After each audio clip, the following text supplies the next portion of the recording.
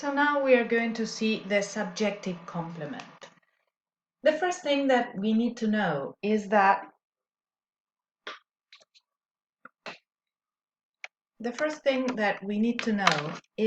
the verb is the main element in the sentence that is going to determine its structure.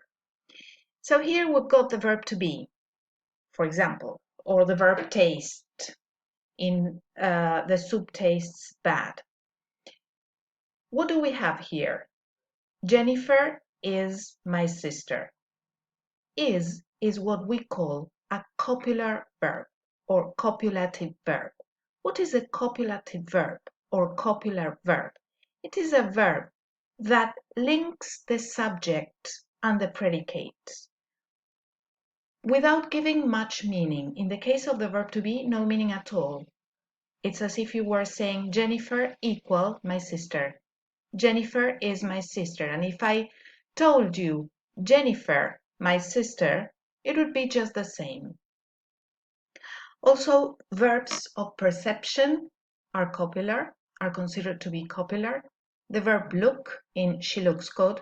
The verb become in she became a queen, because become is a dynamic version of the verb to be. So we've got Jennifer is my sister. My sister is the subjective complement or subject complement. It has many different names. Predicative complement is another name. So subjective complement, when we say that it is the subjective complement, it is the function. When we say that it is a noun phrase, it is the category, the morphology. This is syntax. This is morphology. What is my? My is a possessive determiner. Here you've got the determiner system. The types of determiner, the types of determiners. There are articles. A and an are indefinite articles. The is a definite article. And here you've got possessives. This is the one that we have seen here in the sentence, my sister. And sister is the head of this noun phrase, and it is a noun. Head is the function. Noun is the category. This is syntax. This is morphology. Now let's look at the other sentence with subjective complement. Subject is the soup, tastes bad is the predicate. The is the determiner, definite article. Again, here you've got the list. Soup is the head of this noun phrase, noun. And tastes is a copular verb. Bad is a subjective complement.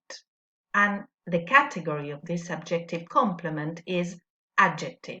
That is what it is. Bad is an adjective. Be careful. You cannot use an adverb here. That is why to say this soup tastes badly is wrong. You have to say this soup is bad.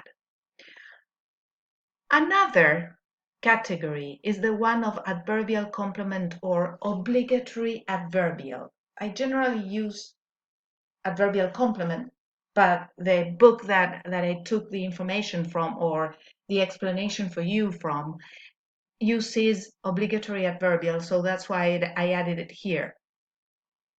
So we've got here, the girl was in the park. As we can see, we've got the verb to be again. But what is the difference?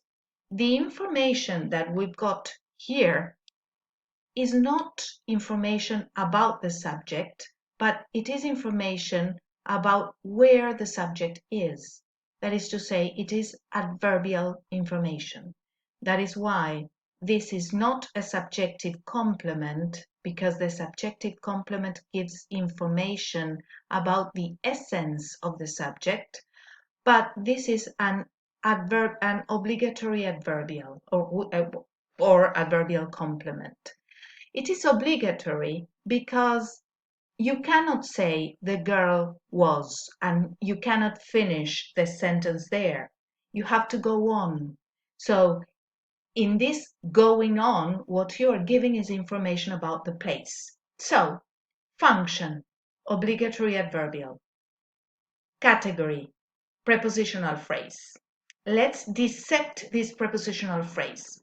The head of the prepositional phrase is the preposition, precisely in the same way as the head of a noun phrase is the noun and the head of the adverbial phrase is the adverb.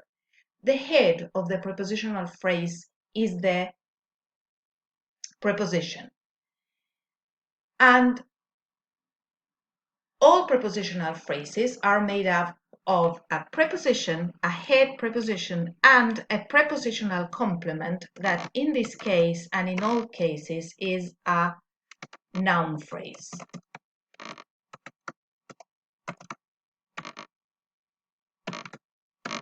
Okay, it is a noun phrase. So, this noun phrase is made up of a head, noun, and a determiner, definite article. So this is an adverbial complement. We have seen here the subjective complement and the adverbial complement or obligatory adverbial. In the next explanation, we are going to see, we've got another example of adverbial complement or obligatory adverbial. That is, Mary lives near my house. What we have here is Mary lives, and if I say Mary lives only, it means Mary is alive. And what I want to say is where Mary has her house. So that is why it is adverbial, not to change the meaning of the word, of the verb. So this is an intransitive verb, and we've got an obligatory adverbial. Mary lives, and then the prepositional phrase, near my house. Then we're going to see the direct object, the indirect object, the objective complement, and the adverb.